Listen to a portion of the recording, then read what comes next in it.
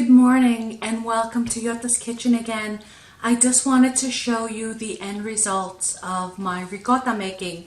I wanted to show you how much whey we had left over, as well as how many cups of ricotta we made.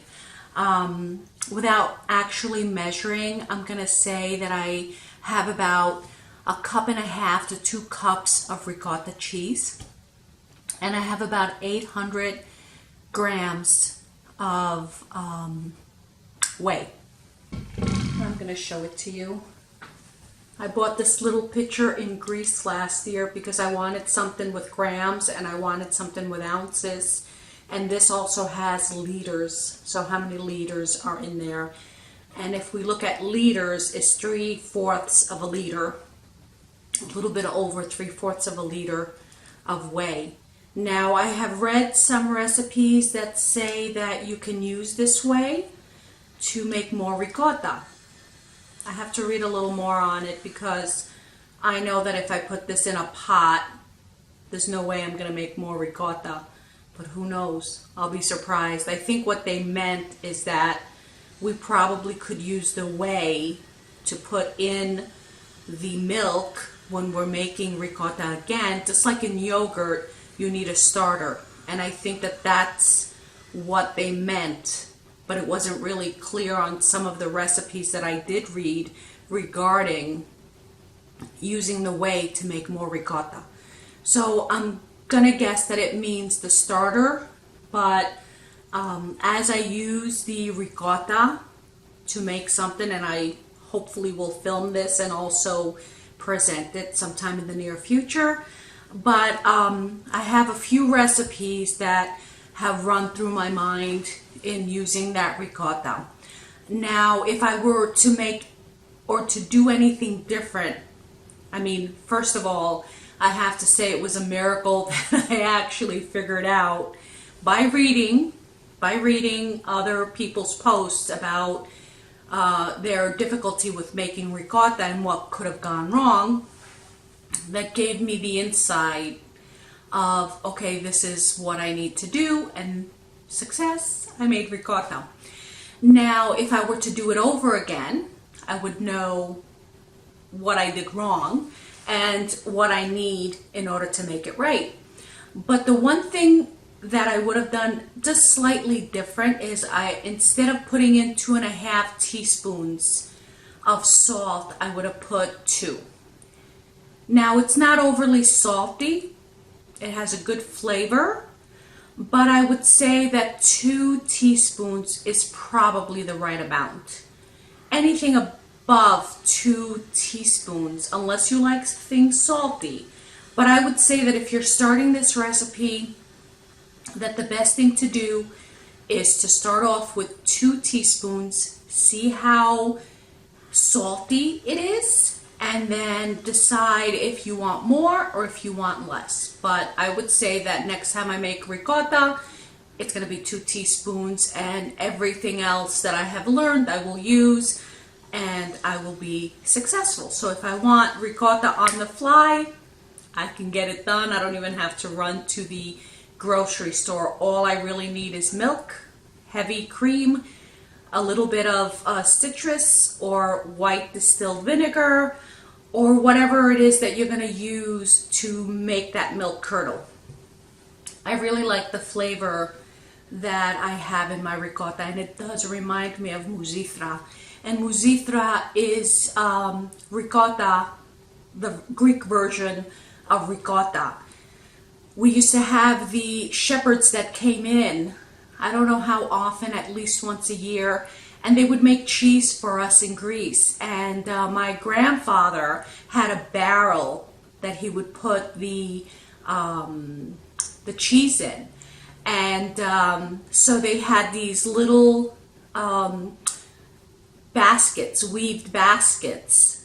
And once the shepherds had done doing whatever it is they were doing, I remember watching them as a child, they would put the curdles, I guess, in these weaved baskets, and then they would let them sit so they could drain, and then when they were ready, how my grandfather got them ready to be put in the barrel was to float an egg in water. And how he did that was by putting salt in the water.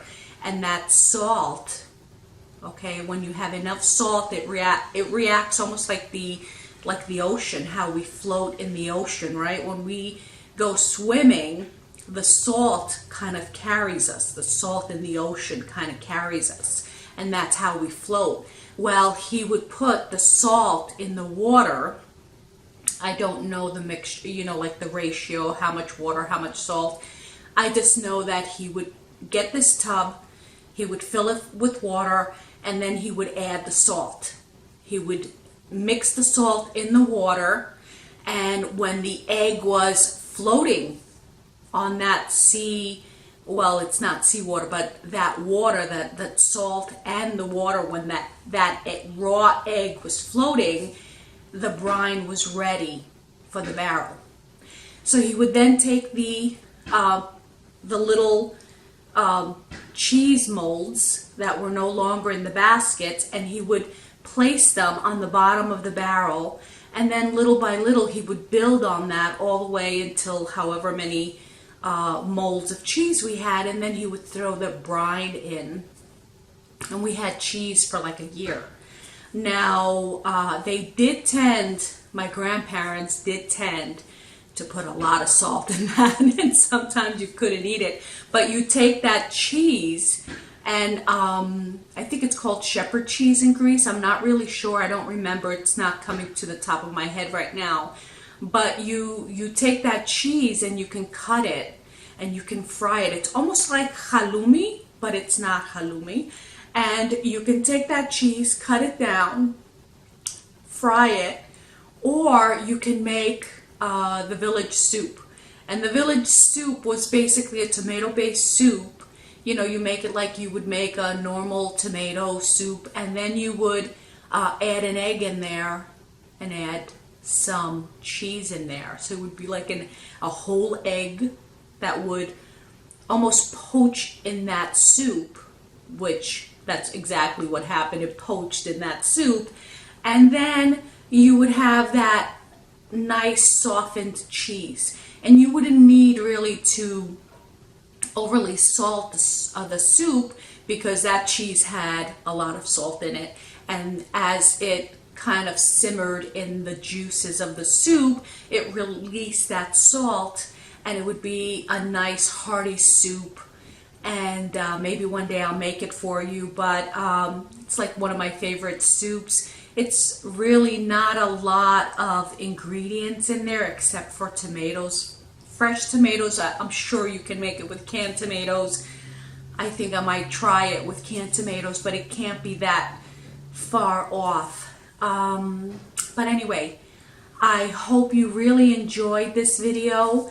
I am glad that that I got some time to spend with you.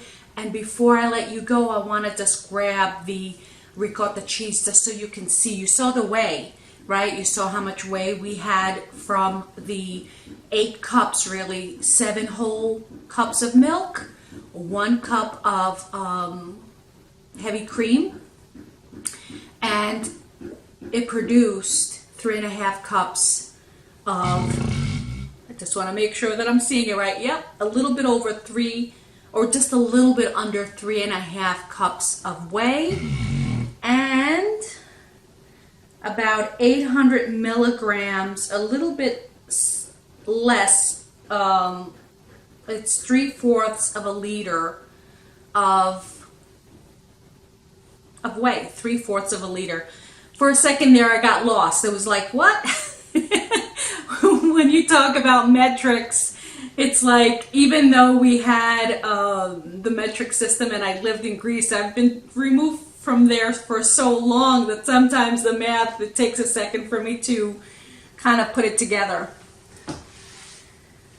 So here it is.